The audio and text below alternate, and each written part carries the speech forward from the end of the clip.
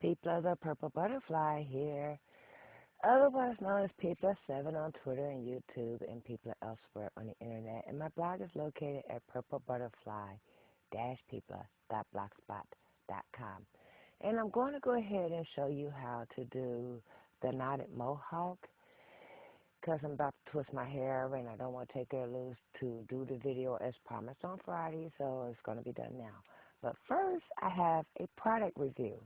I know, right? I don't do product reviews, but today I am because I just bought some more bobby pins. These are Conair, and it came with this thing attached to it. Very securely attached to it. I had to literally tear it up to get it off of there. This is a bobby pin opener. This is so cool. Watch this. You just take it literally, you push it in there, and now instead of using teeth, ta-da, an open bobby pin. Is that cool or what? I guess they figure attach it securely to the package because this is very small and it could very easily be lost because, well, I've lost it 3 times already. But attached to the package, that means you have to hold on to it and go like this and never lose the thing the bobby pins come on. And I tend to put my bobby pins in a little container, which, if you look at other videos, you've seen it. It's a ugly brown gel container. Anyway, enough of that. Let's get to it. So I'm going to take the hair loose. And now you're going to discover just how simple this hairstyle is. Literally, you have 4 sections that are braided. Okay? It's what you do to the braids afterwards that becomes the secret. Okay, and as said before, it uses a single bobby pin, and that's to hold down the pompadour, which is also a braid. It's just done a little bit differently. Now, because of the fact that my hair is still a little bit wet, I'm going to comb through, distribute some of that moisture to other parts. You could do this with your hair totally wet, but it comes out better if it's partially dry to completely dry. Okay, I'm going to clamp this out of my way, or better yet, ponytail it out my way.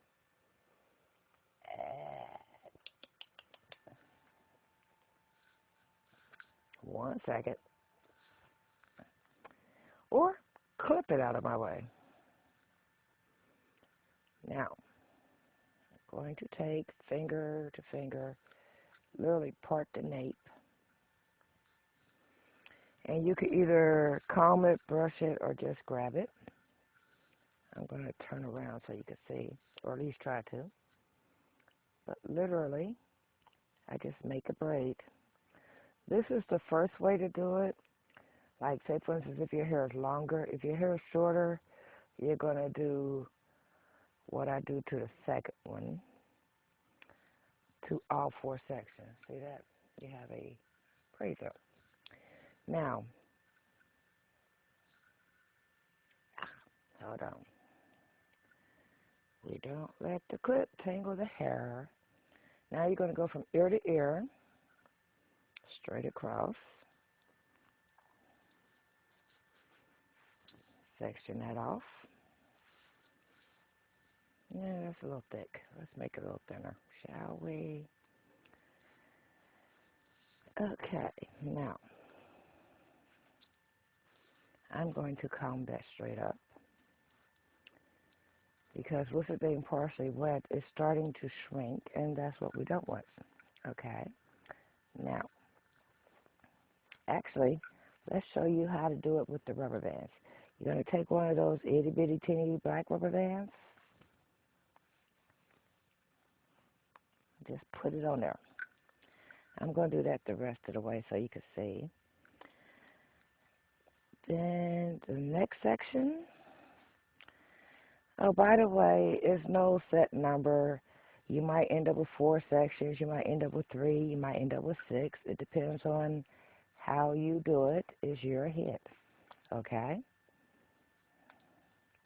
Just leave part of the center section In fact, I'm going to do it now. Separate it for the pompadour. Okay. So we're just going to clip that out the way.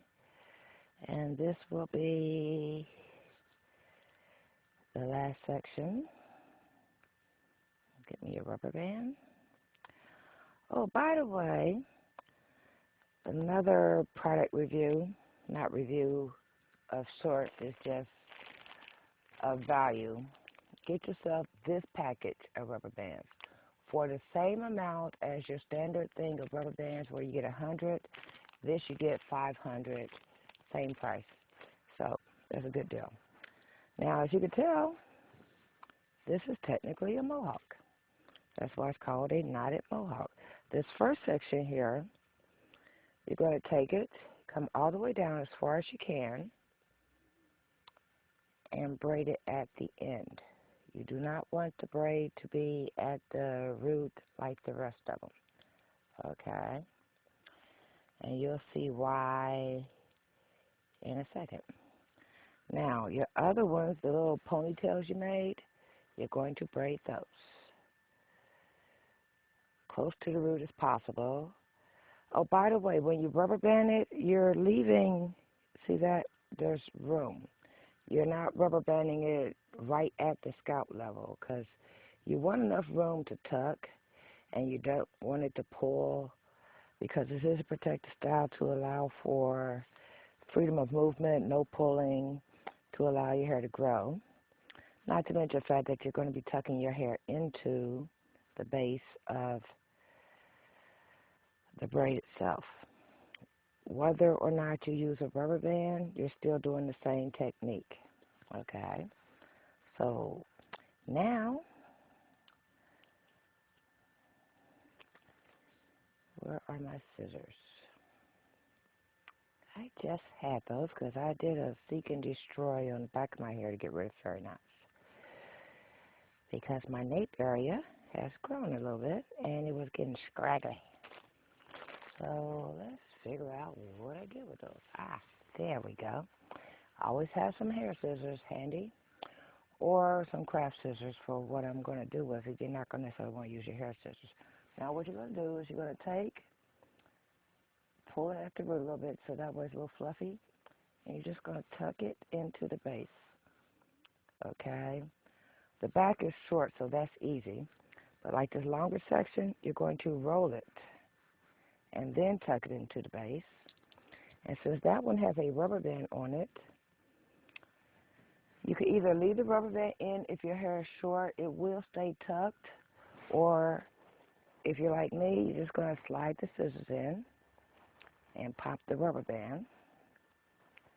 And you may or may not take the, little piece of rubber band that's left out, because frankly, when you comb your hair the next time, it'll come right on out.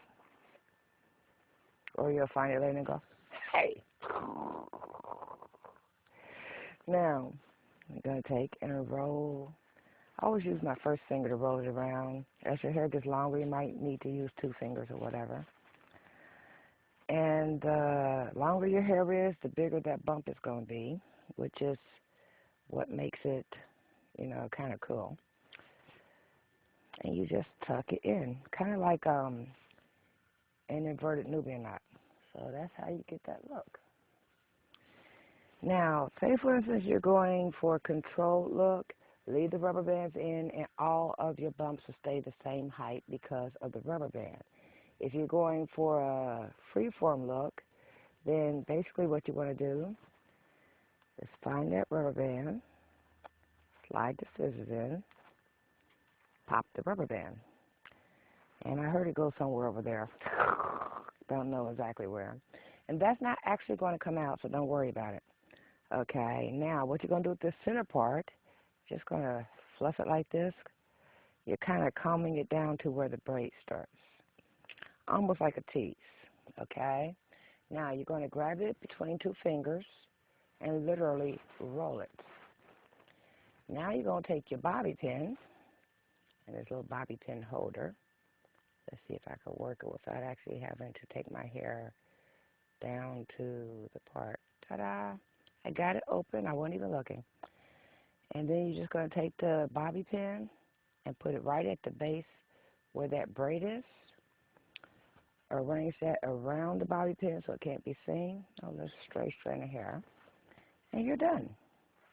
That's how I got the knotted mohawk. And then I just grabbed 2 strands of hair on the side and gave it a twist like that because I like tendrils.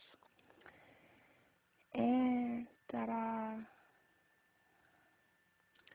And for those that have an issue with it, you know, your edges might be fluffy. If you want them flat, this would be the time to take some gel and do the little smoothing thing or whatever. And before you start, especially if you're doing wet hair or really curly hair, file your nails, just bust the edges so that way, it's like today I broke one, all that work to get them back long, and then I broke one. And while I was doing my hair, I felt a snag. That's how I noticed it was broke, because it snagged my hair. So I went like this, went, oh. And when I went to file it, it just literally, I got it caught in the window on the bus. But anyway, bust your nails or file your nails. I'm not saying take off length. I'm saying take, okay, like say for instance, this is my nail file. I got the grit side here. I got the buff side here. You're going to take the smooth side or a grit that's even finer that's, you know, will just literally smooth out any rough edges so you don't snag your hair. And this has been P+7. I hope you enjoyed the tutorial and the product review. I'm going to attach something to this so that way it doesn't get lost, you know, maybe where it is a necklace or whatever. And this has been P+7 on Twitter and YouTube. I'm back to that rambling thing. People elsewhere on the internet and purplebutterfly-people.blogspot.com. And y'all stay blessed. Bye now.